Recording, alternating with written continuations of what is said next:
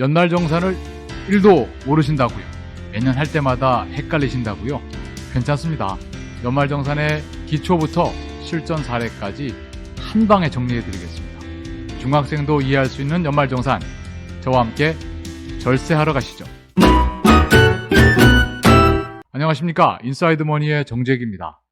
연말정산에서 여러분이 반드시 기억해야 될 것은 딱 두 가지입니다. 소득공제와 세액공제. 이름도 비슷한 이 두 가지 어떻게 다르냐? 아주 간단히 말씀드리자면 소득공제는 소득에서 빼주는 거고, 세액공제는 계산된 세금에서 빼주는 겁니다. 네, 여기서 더 깊이 들어가면 좀 헷갈릴 수 있으니까 일단 여기까지만 기억하시고요. 결과적으로 이 소득공제와 세액공제를 얼마나 많이 받느냐에 따라서 우리가 내야 될 세금이 결정됩니다. 당연히 공제를 많이 받으면 세금은 줄어들고, 공제를 안 받으면 경우에 따라서는 안 내도 될 세금을 낼 수도 있으니까요. 자, 그렇다면 왜 연말정산인가? 사실 연말정산은 연초에 하지요. 매년 1월에 각종 공제 서류를 제출을 합니다. 그런데 연말정산이라고 하냐면 연말까지 벌어들인 소득에 대해서 정산한다고 그래서 연말정산이라고 합니다. 그렇다면 뭐가 또 정산이냐? 보통 정산이라고 하면은 줄 거 주고 받을 거 받는 것을 정산이라고 하지 않습니까? 연말정산에서 정산은 근로소득세 정산입니다. 즉 세금 정산이죠. 매월 급여 명세서를 보시게 되면은 우리가 받는 급여에서 소득세와 지방세를 꼭꼭 공제해서 우리한테 지급을 하는 걸 알 수 있을 겁니다.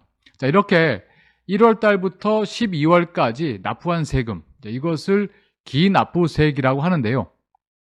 이 기납부세액을 놓고 연말정산을 해봤더니 실제로 납부해야 될 세금, 이것을 결정세액이라고 합니다. 연말정산은 기납부세액과 결정세액을 비교해서 그 차액만큼, 즉 실제로 냈어야 될 세금, 결정세액보다 기납부세액이 많았다. 원래는 이만큼만 내면 됐었는데 기납부세액을 이만큼 더 내놨다. 그렇다면 그 차액만큼을 돌려받게 되는 것이고, 결정세액보다 기납부세액이 적다.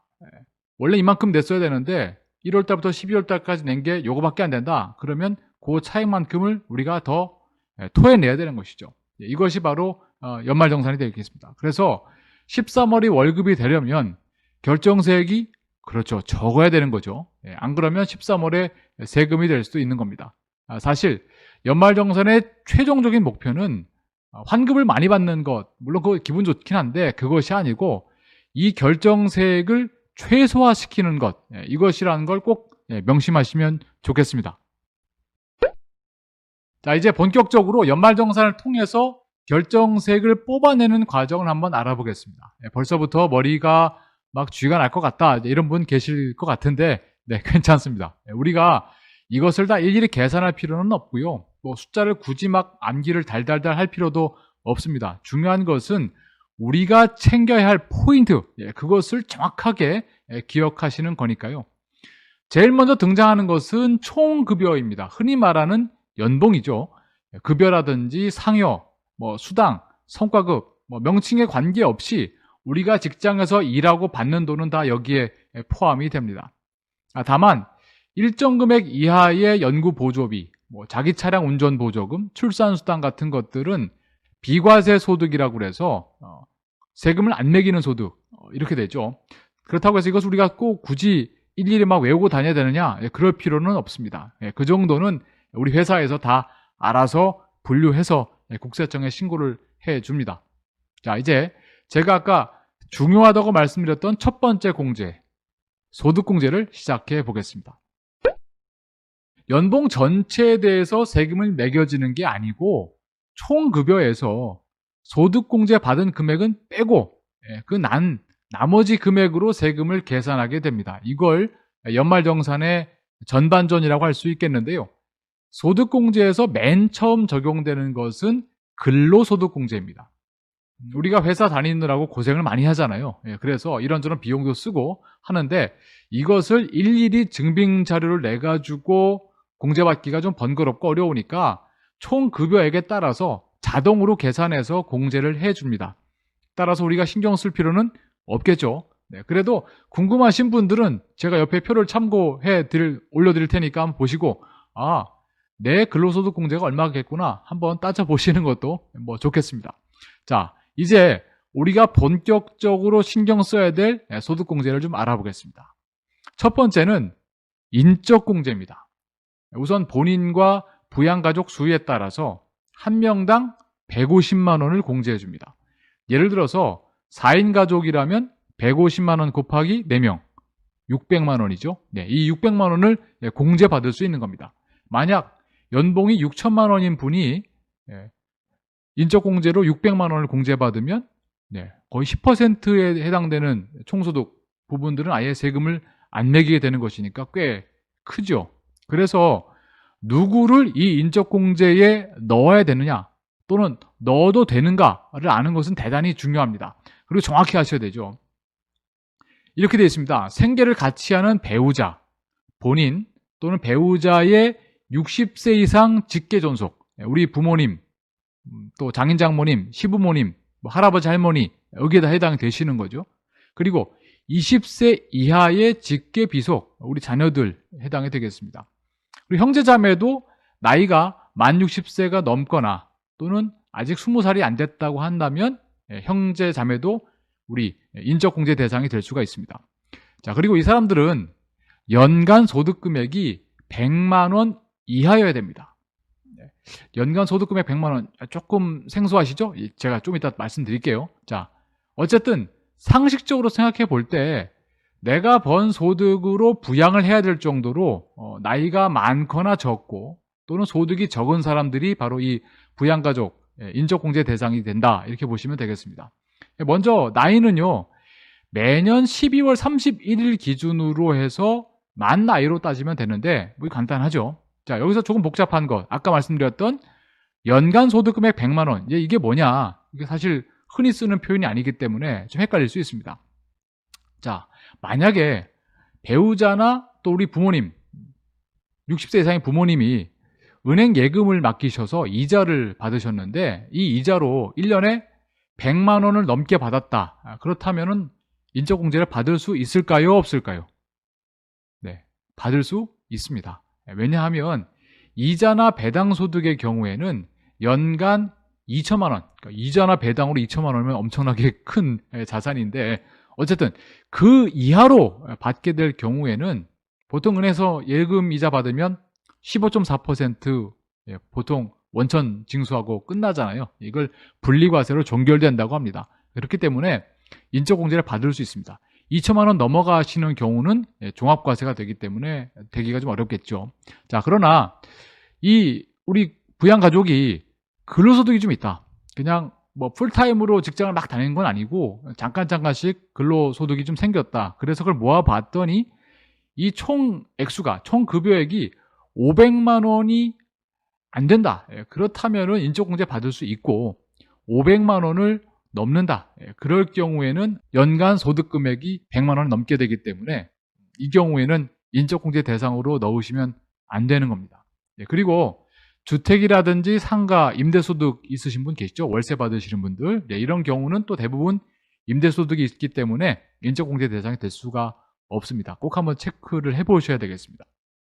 자, 그렇다면 이런 질문이 가능하겠죠. 국민연금이라든지 공무원연금, 사학연금 받으시는 분들 많이 계신데, 자, 어떻게 될까요? 이런 분들은요. 예를 들어서 한 달에 우리 부모님, 아버지가 국민연금으로 한 5, 60만 원 받으신다. 그럼 1년이면 한 5, 600만 원 되는데, 자, 이 경우에도 인적공제 되느냐? 네, 됩니다. 왜냐하면 국민연금 수령액 중에는요, 일부는 비과세 대상이 들어 있습니다. 그러나 공무원연금을 한 달에 한 2, 300만 원 받으신 분들도 계시죠. 이런 분들은 설사 그 안에 비과세 대상이 있다 하더라도 이미 그 한도를 확 넘어가 버리기 때문에 이런 부모님들은 그냥 평상시에 잘 우리가 효도하는 것으로 하고 인적공제에는 넣으시면 안 됩니다. 자, 그래서 올해는 얼마가 커트라인이냐 이걸 좀 알려달라. 연간 소득금액 100만 원 이거 너무 계산하기 힘들다 하실 수 있는데요. 이게 워낙 그 개인별 차이가 많습니다. 그래서 제가 딱 얼마다 뭐 어떤 경우 말씀드리기는 어렵고요. 제일 정확한 것은 만약에 연금소득이 있다 하시는 분들은 본인이 받으신 연금, 그 연금공단이 있죠. 국민연금공단, 또 공무원연금공단이 있습니다. 거기에 전화를 하셔서 올해 내 연금소득 금액이 얼마냐, 내가 이번에 자식 연말정산에 인적공제 받으려고 하는데 가능하냐, 이렇게 문의를 해보시는 것이 가장 정확합니다. 꼭 한번 연말 연초에 체크해 보시기를 바랍니다. 그리고 부모님하고 주소가 이제 다를 경우, 이럴 경우에 어떻게 되냐, 생계를 같이 한다고 그랬는데 주소가 다르면 생계를 같이 하는 게 아니지 않느냐, 이렇게 생각하실 수 있는데요. 관계없습니다.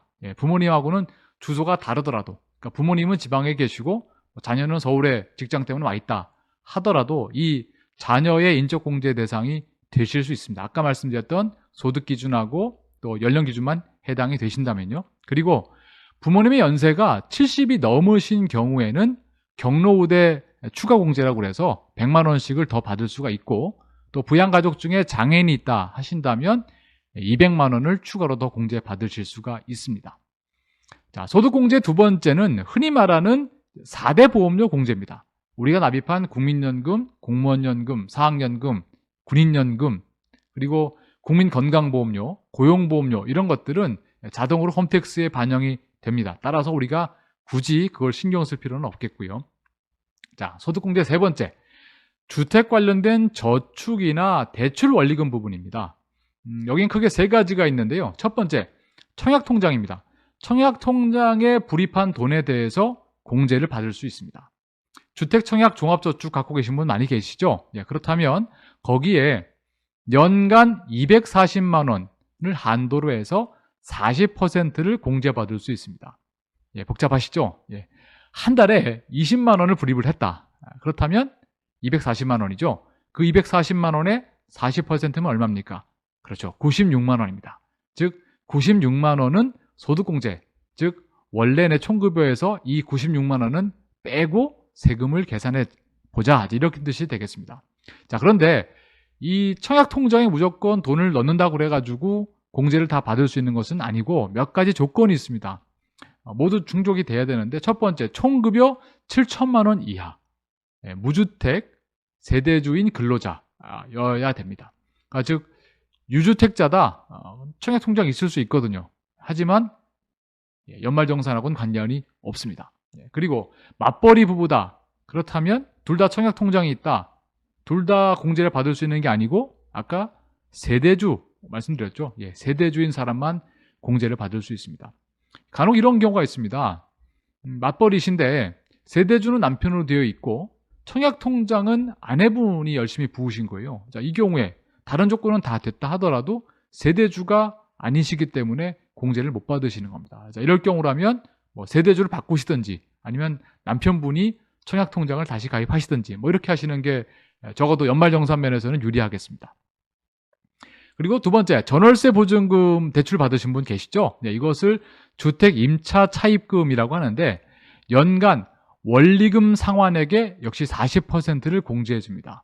예를 들어서 연간 대출 원리금으로 내가 100만 원을 부담을 했다. 그렇다면 거기에 40%인 40만 원을 소득공제 받는 거죠. 한도는 앞서 말씀드린 주택마련저축하고 합해서 300만 원까지입니다. 다만 유주택자는 받으실 수가 없고 무주택 세대, 그리고 전용면적 85제곱미터 미만인 주택이어야 됩니다. 너무 큰 집, 흔히 말하는 30평대 후반 아파트, 이런 것들은 면적 때문에 안 되는 것이고요. 그리고 주거용 오피스텔도 됩니다. 그리고 세 번째, 주택담보대출 받으신 분도 계시죠? 여기에 대해서 이자 상환액은 공제를 해줍니다. 이 경우에도 모든 주택담보대출을 다 해주는 것은 아니고요. 무주택 또는 1주택을 보유한 세대가 취득할 당시, 집을 처음에 살 때 그때 당시에 기준 시가가 5억 원 이하인 주택담보대출일 때 받을 수 있습니다. 내가 직접 값을 주고 산 시가가 아니고 기준 시가 5억이라는 부분을 좀 꼭 기억하셔야 되겠습니다. 공제 한도는요, 대출 조건에 따라서 대단히 다양한데 연간 한 300만 원에서 많게는 1,800만 원까지 한도로 해서 받으실 수가 있습니다. 물론 다주택자가 되시면 안 되겠고요. 이 경우에는 주거용 오피스텔은 안 되겠습니다.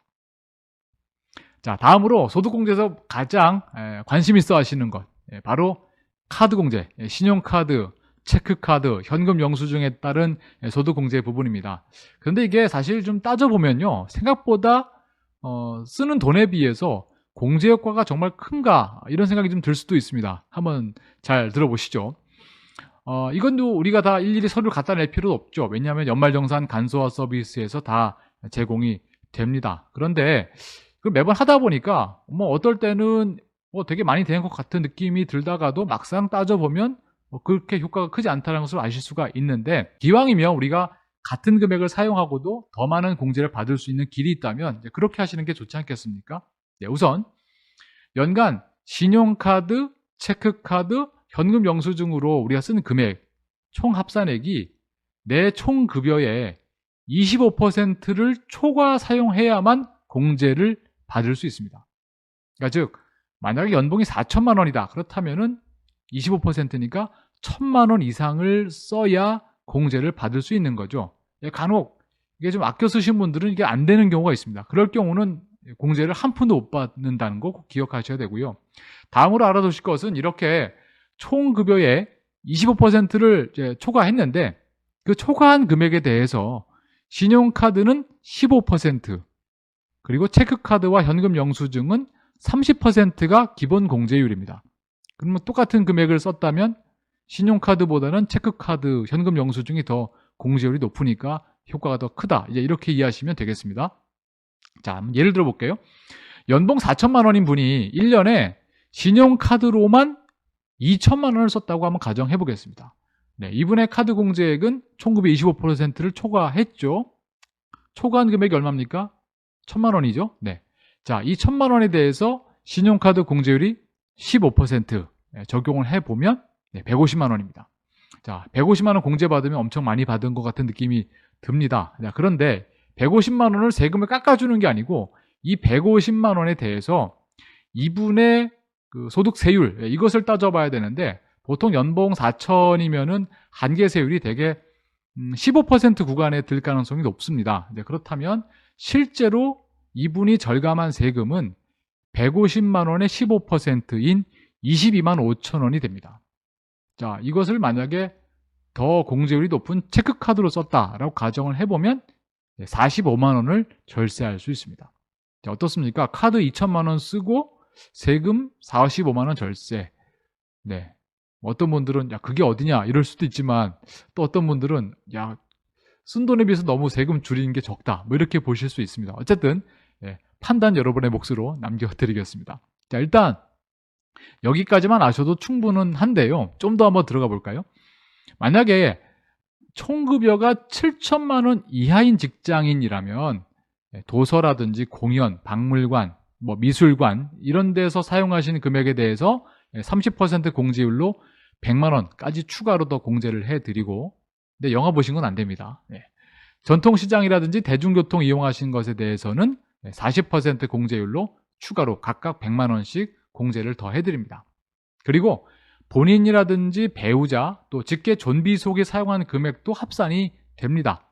그러니까 대학생 자녀, 물론 나이가 20살이 넘었으니까 인적공제는 안 되지만 이 친구가 쓴 체크카드 공제 대상에 들어올 수 있고, 또 시골에 계신 부모님 만 60세가 되든 안 되든 간에 이분이 쓰신 현금 영수증도 다 포함이 되는 거죠. 물론 연말정산을 따로 받는 배우자 또는 부모님이 사용하시는 건 그렇습니다. 제외됩니다. 네. 자, 이렇게 해서 카드 사용으로 받을 수 있는 소득공제 한도가 보통 소득이라든지 사용 대상에 따라 좀 다를 수 있는데 200만 원에서 600만 원까지 공제를 받으실 수가 있습니다. 자, 근데 여기서 올해 2020년 연말정산에서만 적용되는 특별한 혜택이 있어서 말씀을 좀 드리겠습니다.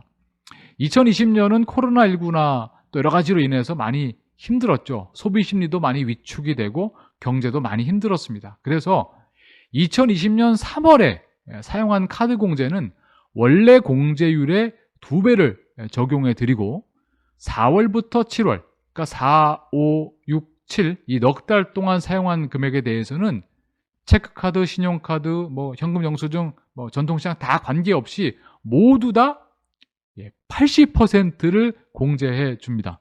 자, 이렇게 되면 제 짐작으로는 아마 2020년 연말정산에서는 많은 분들이 이 카드 공제만큼은 거의 다 한도를 채우지 않을까, 이런 예상을 좀 해보게 됩니다. 자, 이렇게 해서 소득공제의 대략적인 부분을 좀 살펴봤는데요. 네, 중간 정리 한번 해볼까요?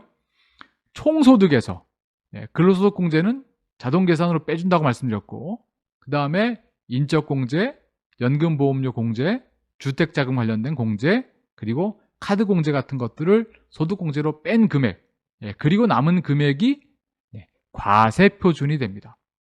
좀 처음 들으신 분도 계실 겁니다. 그러니까 즉 세금을 매기는 기준이 되는 금액이다, 이제 이런 뜻이 됩니다. 자, 이 과세표준에 따라서 세율이 달라지는데, 과세표준이 높을수록 세율도 높아집니다. 이것을 이제 누진세 제도라고 하는데, 우리나라의 종합소득세 그리고 근로소득세율의 표는 이렇게 되어 있습니다. 과세표준, 거듭 말씀드리지만 여기서 말씀드리는 이 금액은 내 총급여가 아니고 각종 소득공제를 빼고 난 다음에 남은 금액, 그 과세표준, 보통 줄여서 과표라고 하죠. 이 과표라고 이해하시면 됩니다. 이 과세표준이 1200만 원 이하라면은 6%의 세율을 적용하고, 1200만 원 초과분부터 4600만 원 이하까지는 15%, 이런 식으로 해서 24%, 35%, 38%, 제일 높은 것은 과표 5억 원 초과될 경우는 42%를 매기게 되니까 대단히 높죠. 자, 이때 중요한 것은 이 과세표준 구간별로 세율을 적용한다는 거죠. 예를 들어서 과세표준이 2천만 원이다. 그렇다면은 1200만 원까지는 6%를 적용하고, 1200만 원을 초과한 800만 원, 그것에 대해서는 15%를 적용한다는 거죠. 그러니까 문턱을 살짝 넘었다고 그래서 전체 금액에 대해서 높은 세율을 적용하면 그것은 좀 불합리하다, 이렇게 볼 수 있기 때문에 여기서 중요한 것은 내 과세표준과 한계 세율이 몇 %냐, 이것을 알아두시면 좋겠죠. 그래서 내가 앞으로 예컨대 소득이, 연봉이 100만 원이 더 오른다. 그렇다면 내 한계 세율이 15%다. 그러면 내가 100만 원 더 벌면 그 중에 15%는 기본적으로 세금으로 나가겠구나, 이렇게 이해하셔도 되는 거죠. 자, 이렇게 해서 1차로 세금을 계산해 놓는데 이것을 산출세액이라고 합니다. 여기까지가 연말정산의 전반전이 되겠습니다. 이제 연말정산의 후반전으로 들어가겠습니다. 여기까지 잘 따라오고 계시죠? 네. 연말정산의 후반전은 세액공제입니다. 세액공제는 앞서 계산해 놓은 산출세액에서 빼주는 걸 말하는데요. 만약 산출세액이 100만 원이었다면 거기에서 우리가 세액공제를 70만 원을 받았다. 그러면 100만 원에서 70만 원을 뺀 30만 원이 남죠. 이 30만 원이 우리가 실제로 납부했어야 할 세금, 즉 결정세액인 겁니다. 그러니까 세액공제, 세액 감면의 종류도 워낙 다양하기 때문에 이것을 다 일일이 살펴보기는 사실 너무 어렵고요. 그래서 중요한 것들 위주로 말씀을 좀 드리겠습니다. 첫 번째는 자녀 세액공제입니다. 인적공제 대상 자녀들 중에 7세 이상이 1명이면은 15만 원, 2명은 30만 원, 3명은 60만 원, 이런 식으로 공제를 해줍니다. 자, 여기서 말씀드리는 액수들은 전부 다 세액공제이기 때문에 이 액수 자체가 바로 세금을 그만큼 줄일 수 있다, 이렇게 이해하시면 되겠습니다. 이것도 물론 자동으로 계산이 되죠. 자, 두 번째, 연금계좌 세액공제입니다. 연금저축이라든지 IRP, 또 과학기술인 공제에 납입한 금액에 대해서 연간 최대 700만 원을 한도로 12%를 세액공제해 줍니다. 그러니까 즉 100만 원을 넣었다 그러면 12%니까 12만 원의 세금을 줄일 수 있는 거죠. 자, 그래서 예컨대 연금저축과 IRP에 최대가 700만 원이니까 700만 원을 납부를 했다. 그렇다면 거기에 12%인 84만 원의 세금을 줄일 수 있는 거고, 거기에 지방세 부분까지 감안을 하면 92만 4천 원의 세금을 줄일 수 있습니다. 대단히 강력하죠. 그런데 거기에 하나 더, 총급여가 5,500만 원 이하다. 그렇다면은 이 세액공제율은 15%로 늘어나서 연금계좌에 똑같이 700만 원을 납입을 했다면 최대 지방세 포함해서 115만 5천 원까지 절세할 수 있습니다. 예, 그리고 50세 이상인 분들은 꼭 좀 들어두십시오. 이 한도 700만 원이었었는데 이것을 2020년, 21년, 22년 3년간은 200만 원을 더 늘려줍니다. 그러니까 즉 50대인 분들은 이제 퇴직이 얼마 안 남으셨으니까 연금을 좀 많이 준비하실 필요가 있잖아요. 그러니까 거기 어떤 그 당근책을 들여서 그러니까 총 900만 원까지 50대 분들은 세제 혜택을 보실 수 있습니다. 자, 그러나 이 연금 계좌에 돈을 넣으면 참 혜택이 큰데 이게 또 몇 가지 제약이 있습니다. 만 55세 이후에 10년 이상 연금으로 수령해야만 이 혜택을 온전히 보실 수 있습니다. 만약에 그 전에 혜택을 다 보다가 55세가 되기 전에 이것을 이제 인출한다거나 해지하게 되면은 우리가 그동안 냈던 불입원금 전체 그리고 거기에 붙은 각종 이자나 수익 이것을 모두 합친 금액 그 총 합산액에 대해서 16.5%를 기타 소득세로 과세합니다.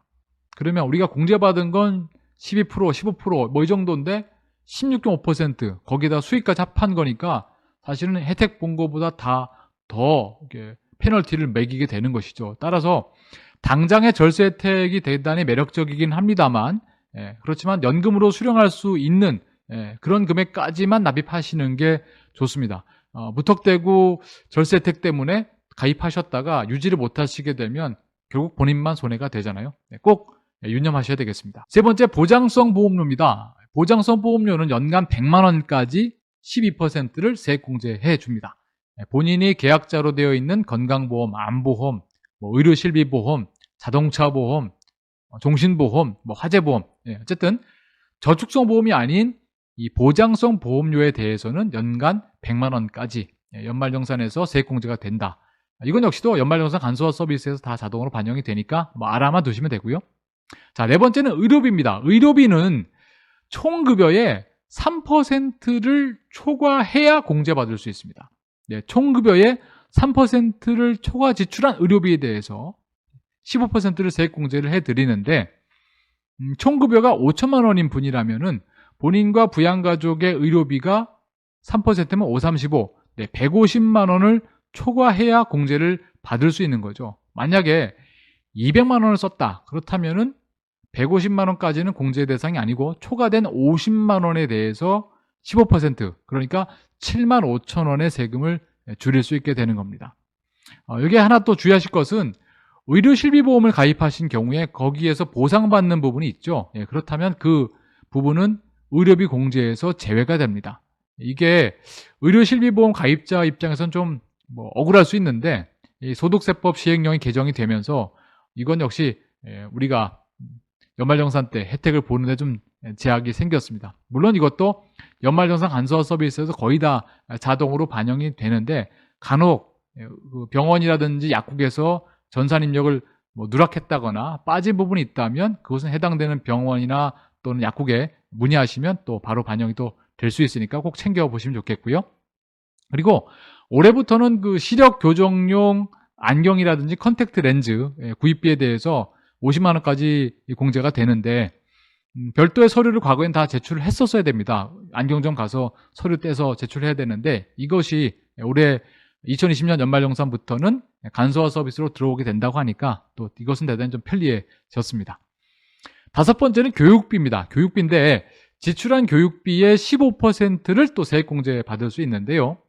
근로자 본인이 대학원 또는 직업훈련비 또는 학자금 대출 원리금 상환액 이것들은 우리가 다 전액 공제 받을 수 있고 배우자나 자녀가 대학생이 될 때까지는 요 교육비 공제 대상이 되는데 다만 초등학생부터 고등학생까지는 공교육비 흔히 말하는 학교에 낸 돈 등록금 또 교복 구입비 이런 것들이 있죠. 학교에 낸 돈에 대해서는 공제를 해 주지만 흔히 말하는 사교육비 학원 다닌 거 이것들은 공제 대상이 안 됩니다. 하지만 아직 학교 가기 전 아이들 미취학 아동의 경우에는 유치원이나 어린이집 학원에 냈던 교육비도 공제가 된다라는 점 꼭 한번 챙기시면 좋겠습니다.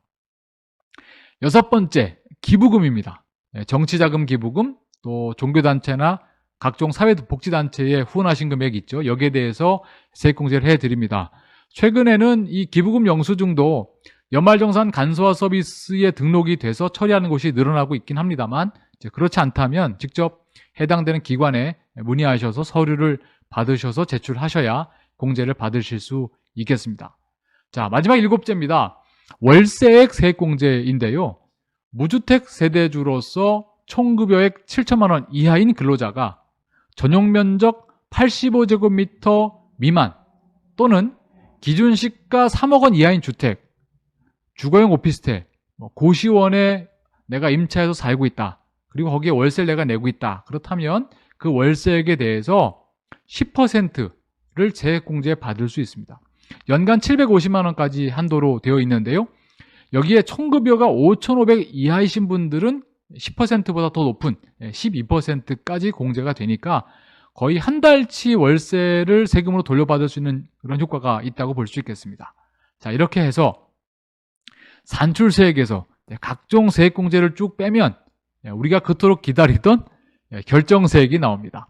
앞서 말씀드린 것처럼 이 결정세액에서 기납부세액을 뺀 금액이 마이너스면 우리가 그동안 세금을 더 낸 거니까 그 차액을 환급받게 되고, 경우에 따라서는 이 결정세액이 0이 될 수도 있습니다. 그렇다면 그동안 냈던 기납부세액을 전부 다 돌려받게 되는 것이고요.